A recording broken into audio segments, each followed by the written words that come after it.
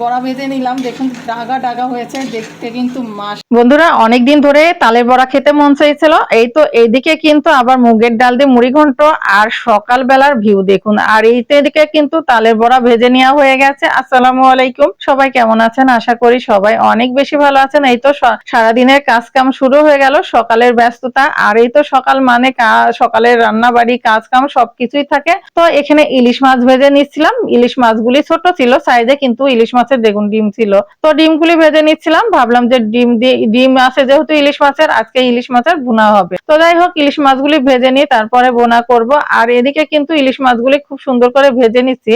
আর ভেজে কিন্তু রান্না করলে বেশি ভালো লাগে, আর কাঁচাটা কিন্তু সবাই কিন্তু পছন্দ করে না, কিন্তু ইলিশ মাছটা যেভাবে রান্না করি না কেন সেভাবে কিন্তু মজা লাগে। তো এই যে ইলিশ মাছের এখন ভুনা করব বলে তার জন্য এদিকে মশলাটা কষিয়ে নিচ্ছি।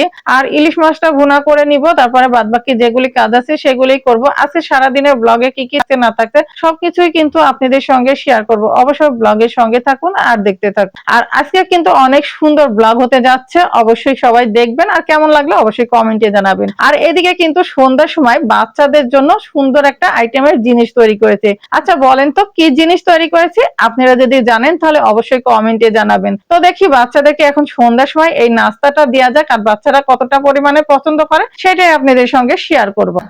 এই তো আমি এখন কিন্তু দেখাই, তোমরা যেহেতু বলতে পারছো না আমি তোমাদেরকে দেখিয়ে দিই, আর ভিউয়ার্স বন্ধুদেরকেও দেখিয়ে দিই এখানে কি আছে। তো আমি বের করে নিই বাটির থেকে, তারপরে দেখিয়ে দিই। আর বলেন তো বন্ধুরা এখানে কি আছে, এটা কি বলেন তো?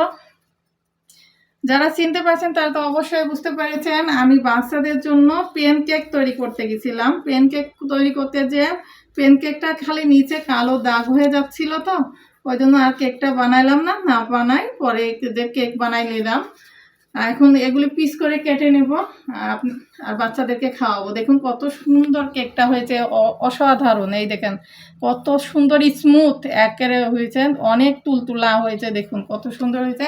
এখন বাচ্চাদেরকে কেটে দিয়ে বাচ্চারা এখন সন্ধ্যার সময় এই যে দেখতে পাচ্ছেন চা বিস্কিট নিয়েছি, তার সাথে এই তো কেকটাও খাবে। তো এখন আমি এই যে কেকগুলি কেটে নিই। এই তো সুন্দর তুলতুলা কেক হয়েছে না, অনেক মজা, খেতে অসাধারণ লাগবে। দেখো এই দেখো কত সুন্দর, একবারে স্মুথ হয়েছে, তুলতুলা, একবারে মুখে দিলেই মুখ গলে যাবে, তুলতুলা কেক হয়েছে, অনেক মজা। দেখো বন্ধুরা শীতের দিনে তালের বড়া খেতে কে কে পছন্দ করেন বলেন তো? এই যে আমি তালের বড়া ভাজতেছি, আর তালের রস আমার ফ্রিজে ছিল ফ্রোজেন করা, আর এদিকে আমি কিন্তু বড়া ভেজে নিচ্ছি। কে কে এরকম শীতের দিনে পরিবারের লোকজনে পিঠা বানাই সারপ্রাইজ দিতে পছন্দ করেন অবশ্যই কমেন্টে জানাইন তো। আর পরিবারের মানুষজন খুশি হলে কিন্তু নিজেরাও খুশি হওয়া যায়, তাই না? তো যাই হোক, এই তো বড়াগুলি ভেজে নিই, আপনাদের সঙ্গে একবারে সবার শেষে শেয়ার করব যে কতগুলি ভেজে নিলাম। বাবা তোমাদেরকে আজকে আমি খাইতে দেবো না, আজকে আমি ভাবছি আমি নিজে নিজে এই যে তালের বড়াগুলি খাবো। দেখো কতগুলি তালের বড়া ভাবছিলাম সবাই খাইলে, আমি খেয়ে নিলাম। এইটুকু আছে, ভাবতেছি আমি একাই খাবো, কারণ দেবো না বাবা, আমিও এবার তালের বড়া খাইয়ে নাই। তো ভাবছি যে এখন আমি খাবো। আর এই দেখেন এক গামলা মুড়ি মাখাই লিছি, আর মশলা তৈরি করেছিলাম, মশলা দিয়ে মুড়ি তৈরি করে লিছি। এখন এই মুড়িও খাবো, আর তার সাথে চা বানাই নিয়েছি, চাও খাবো। তো যাই হোক বন্ধুরা খাই, আর তারপরে আপনাদের সঙ্গে কথা বলবো। তো এখন খেয়ে নিই।